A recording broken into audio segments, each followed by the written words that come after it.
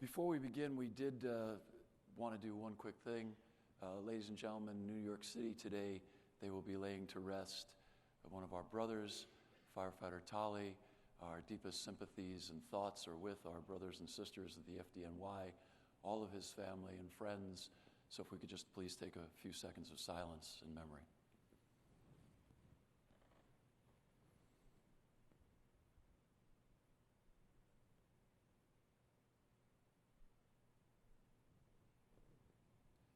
Thank you.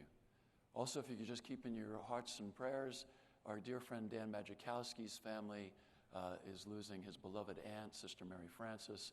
Dan had to leave if you were going to be attending his lecture. Dan is very close with his aunt, and our thoughts and prayers are also with them as a huge part of our family. And thank you all for being here this morning. Thank you for participating. And if I left anybody out, please don't feel slighted. There are so many great folks here at FDIC. There are so many wonderful people. It's often very difficult to understand how someone is insignificant and so far down the food chain could ever end up being the master of ceremonies here compared to the beautiful men and women that are in this room today. And it's just really a tremendous opportunity and an amazing honor. And the woman I'm going to introduce to you now clearly stands as one of the absolutely most beautiful people I've ever met in my life. For many of you this morning, this might be your first conscious exposure to one of the most dedicated and compassionate fire service professionals, I believe, in history. There's a certain aura that surrounds the truly blessed and kind in the world. A lot of people would laugh and say, you know, that's not true, but it really is. And for those of us that have been in this industry for any length of time, we really understand what it feels like when you're in the presence of somebody like that. This morning, this entire room is going to be engulfed by an aura, by that presence, by that authentic personality that is Denis Smith. Anything I could say about this incredible woman would fall far short of truly describing what she is, really, to each and every one of us. Whether you're aware of her work or not, it has improved your life. Whether you're aware of her work or not, she's actually made you safer. And she continues to watch over each and every one of us. I could not be more proud or more humbled to be allowed to call Denise my friend. I could not be more honored or more blessed to have this opportunity to introduce you to her. Let me give you a little bit about her professional background. Dr. Denis Smith, PhD, is a professor of health and exercise sciences at Skidmore College, where she directs the First Responder Health and Safety Laboratory and has been named the Tisch Family Distinguished Professor. She also works as a research scientist at the prestigious University of Illinois Fire Service and is a leading expert in exercise science and has co-authored the renowned textbook on physiology and advanced cardiovascular physiology textbooks. She's an active and well-funded researcher in the areas of cardiovascular health, heat stress, and cardiovascular disease, with an emphasis on the health and safety of firefighters. She has published more than 60 scientific papers, and her work has been instrumental in understanding how the stressors associated with firefighting help develop sudden cardiac events. She is a fellow in the American College of Sports Medicine and a member of the National Fire Protection Association Fire Service Occupational Health and Safety Committee. She regularly conducts fatality investigations for the National Institute of Occupational Health and Safety. She is a guardian and a sentinel over each and every member of the fire service. Ladies and gentlemen, it is with tremendous gratitude that I introduce to you today Dr. Denis Smith.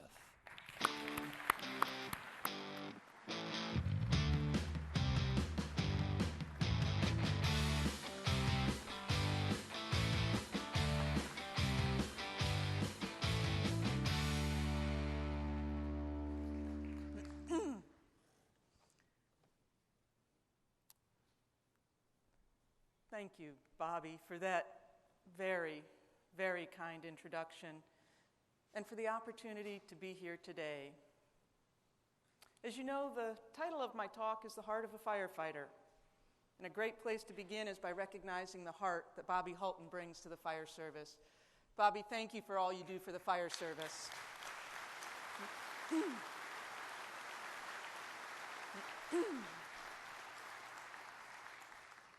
I've been studying the heart of a firefighter for over 25 years. In 1990, I was completing my doctoral work studying the neural control of the cardiovascular system, and honestly, I had no thought of working with the fire service. But that changed abruptly in 1990 when Brad Bone, a firefighter and an instructor at the Illinois Fire Service Institute, contacted my university department and asked if we could help them better understand the effects of PPE on heat stress.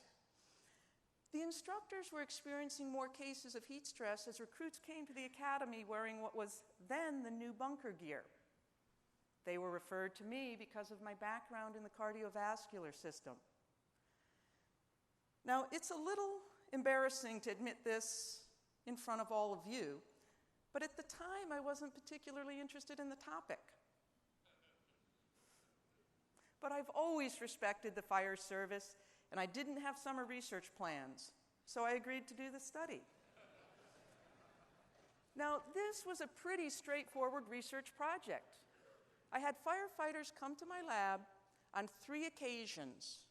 Once they wore the station uniform, once they wore hip boots and long coat, and once they wore the new bunker gear. And I measured a bunch of variables. But I think even without looking at the graphs, you all know the answers to the question that Brad and those academy instructors asked. Yes, fully encapsulating gear increases thermal strain. But of course, that doesn't mean you shouldn't wear the new gear. The modern fire environment is very different. Fires are hotter, flashovers occur more quickly. So increased thermal protection is certainly necessary. But the results demonstrate that you also need to be attentive to heat stress.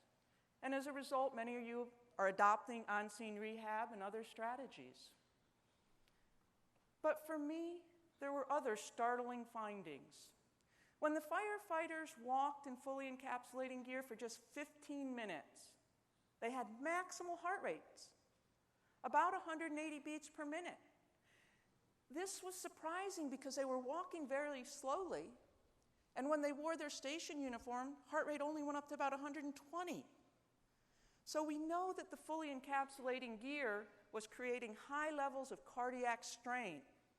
This led to a lot of questions, like what's happening when you're actually doing firefighting activity. And then as I was doing background reading for this project, I came to realize what I think you all know, that cardiac events are by far the leading cause of line-of-duty death, year after year.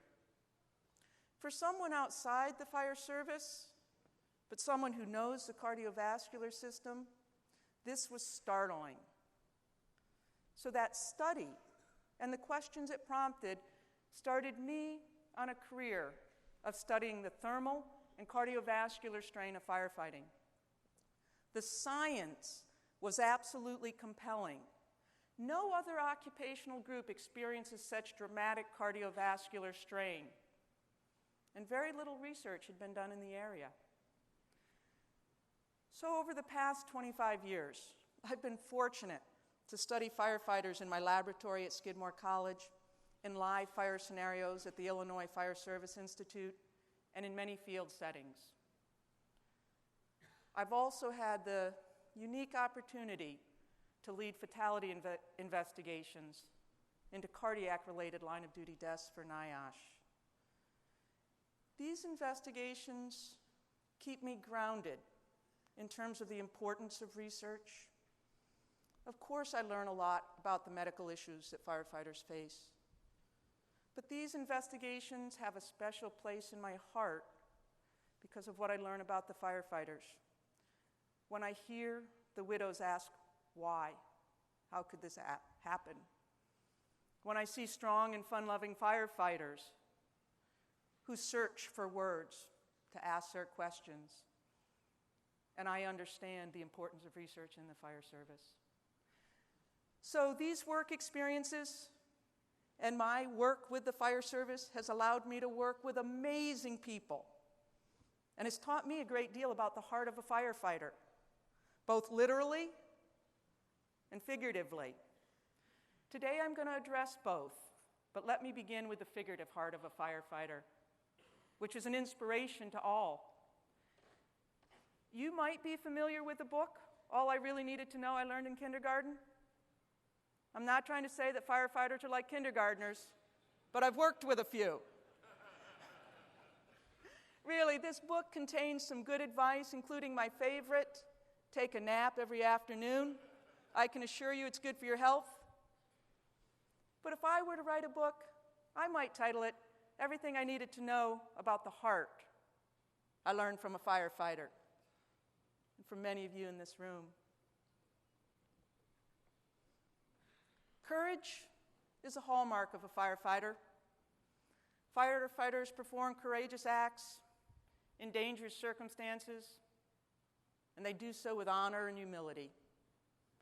Firefighters do their courageous work without seeking personal recognition.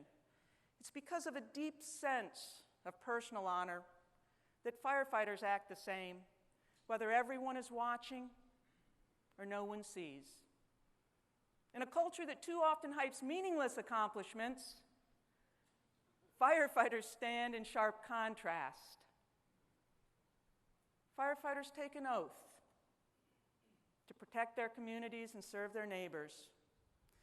In my view, you become heroes when you decide to serve, when you evaluate the dangers, realize the demands, and still raise your right hands and take an oath to protect others, even if it means putting yourself in harm's way. In committing yourselves to others, you're reflecting your commitment to a higher calling, to a noble cause. And in committing yourselves to each other, you form the foundation of the brotherhood and the sisterhood that determines success in the fire service. Firefighters have the courage to act, and you've committed yourselves to act on behalf of others. But to actually be helpful when you arrive on scene, a firefighter must possess competence.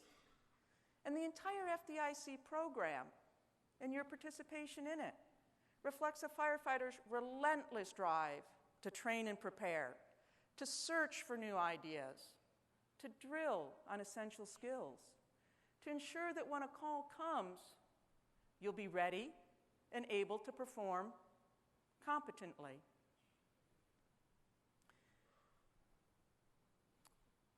There is no quality that so defines a firefighter as compassion. Yes, you've helped many of your neighbors on an awful day when fire struck their home or business, but you've affected many, many more citizens. And I think you sometimes fail to realize the enormous impact you have on every call. When a citizen calls you for a rescue, a medical, even an unknown smell, they're calling because they need help. And they're often afraid or scared. And they always believe that you can help. And day after day, call after call, you do respond to your neighbors and provide compassionate care, regardless of the nature of that call. The best firefighters possess all these qualities seamlessly woven together. I experienced that in a profoundly personal way when I was doing a NIOSH fatality investigation into the line of duty death of an Oklahoma City firefighter in 2010. As so often happens, I encountered a department that was grieving due to a personal loss, and still the members were kind and welcoming. And after 2 emotional days of speaking with family and interviewing department members, I was preparing to leave when someone asked, "Are you going to the memorial site before you leave town?" Before I could answer, Major Danny Haig, who'd been coordinating my visit, said that he was taking me there. Now, I thought that this was an incredibly thoughtful gesture, and I gladly accepted. But what unfolded was far more than thoughtful. It was absolutely foundational to my understanding of the heart of a firefighter and I'll never forget it. As we arrived at the site of the memorial, Major Haig thanked me for the compassion I had shown when I was interviewing his firefighters. And he went on to say that he wanted to share that memorial with me. He then explained that he was one of the first officers to go in for the recovery work. Over the following days, he escorted the human remains from that site. His courage was visible for all to see. His commitment unwavering, his competence unquestioned, and his compassion, a shining beacon of hope in a bleak moment for that city and for our nation.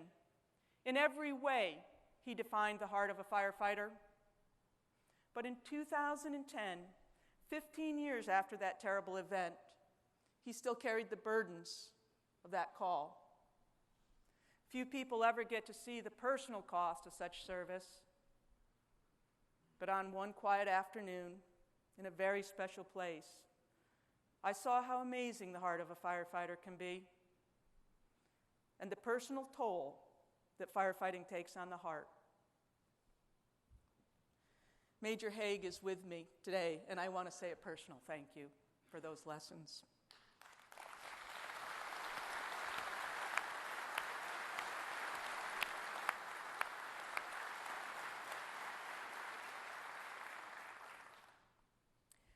Recognizing what firefighters give to the job has led me to be far more passionate in my pursuit of science to support the fire service. Initially, I had found the science compelling, and indeed I still do. But now I find the people, the firefighters, far more compelling.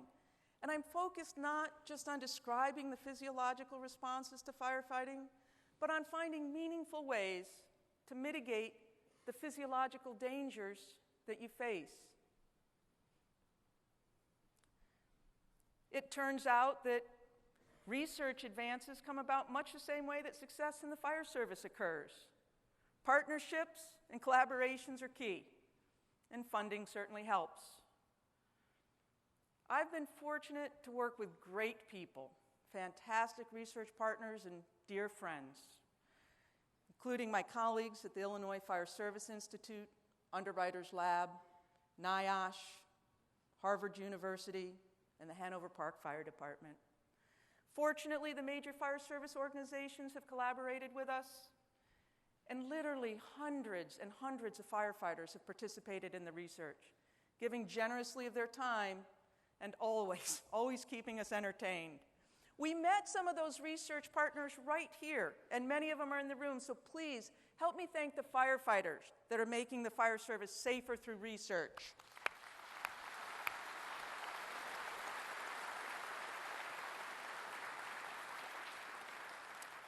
Of course, this research isn't possible without the Assistance to Firefighters grant that provides funding for large-scale projects. This type of federal funding is absolutely essential, given the critical work that you do and the unique risks that you face. So over a lot of years, our research group has investigated both the personal and environmental factors that increase the cardiovascular strain of firefighting. We've documented that every system of the body is affected by the work you do. But our focus has been on the heart of a firefighter, on the cardiovascular strain associated with the job.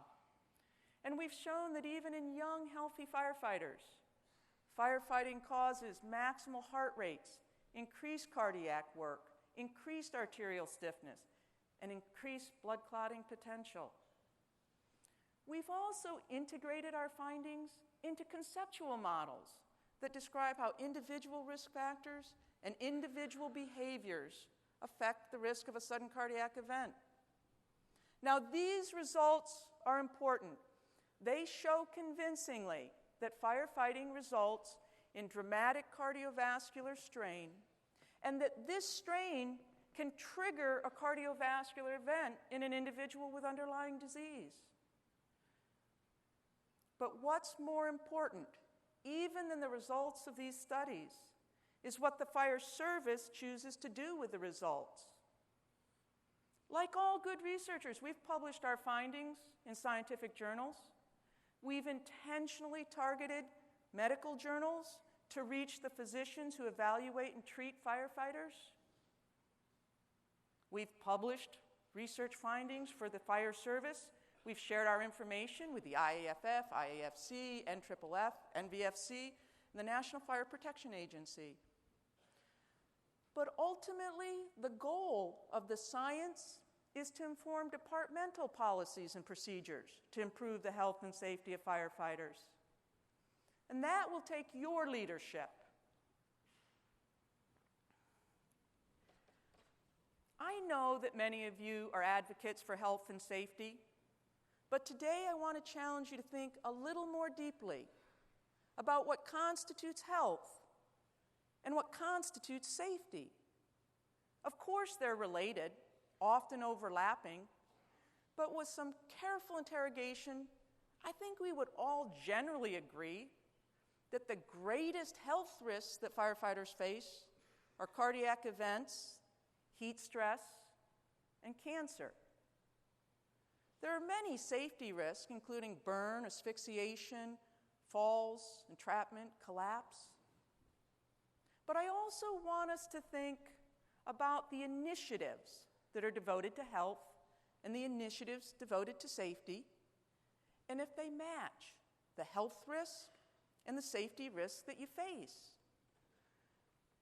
When I think about major safety initiatives in the fire service, I can think of a long list. You've got incident command, safety officers, 360 size up, 2 in, 2 out, radio communications, advances in SCBA, PPE, pass devices, thermal imaging cameras, safer apparatus, seatbelt pledge, rescue. The list goes on and on. And I know that many of you have advocated for those safety advances. They're widely accepted in the fire service, and rightly so. But these safety advances cannot protect you from the greatest risk you face: heart attacks and other cardiac events. These are health issues. Look again and with a fresh perspective at this graph showing line-of-duty deaths over the last 25 years. Again, you know this information, but I want you to see it differently. The relatively low number for burn and asphyxiation are because of the safety initiatives that you've enacted. And now similar health initiatives are necessary to reduce cardiac fatalities. So I actually want to urge you, in light of the fatality statistics and the research data documenting the cardiovascular strain of firefighting, to increase your commitment to the health initiatives. As you know, there are several important health initiatives underway. There are good resources available to departments. And I know that many departments have taken a leadership role in ensuring the health of their members, including our host department of Indianapolis. Kudos to all of you who are leading this cause. But in too many cases, there are still hurdles to overcome, challenges to be met, and lives to be saved. So today, I ask that all of you who advocate for safety become champions for health. Because in order to safely perform the work of firefighting, you must be healthy enough to do so.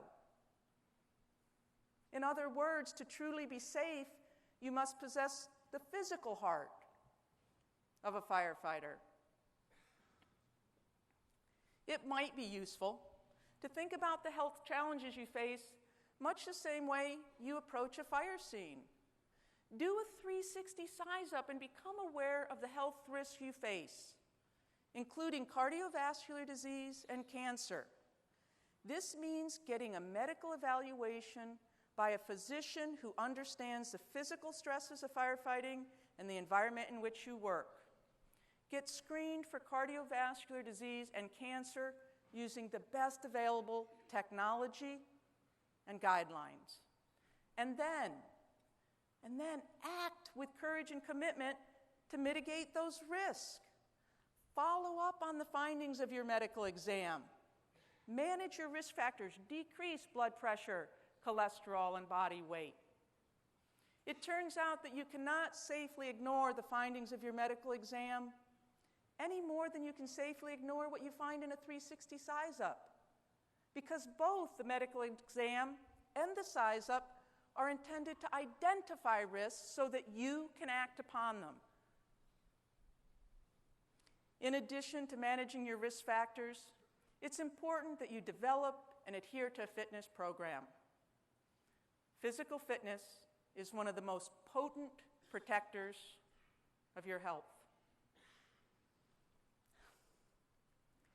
So in closing, my friends, please let me say how much I admire the heart of a firefighter, how I appreciate and respect what you do, and how I want your example of compassion and commitment, competence, to shine for those in your community. And please let me encourage you to take more seriously the need to protect your own heart. The tenacity that many of you have shown in approaching safety initiatives has definitely led to decreased injuries and fatalities. And now I ask that you show the same heart in pursuing health for yourselves, for the men and women you lead and serve alongside, and for the communities you protect. Thank you.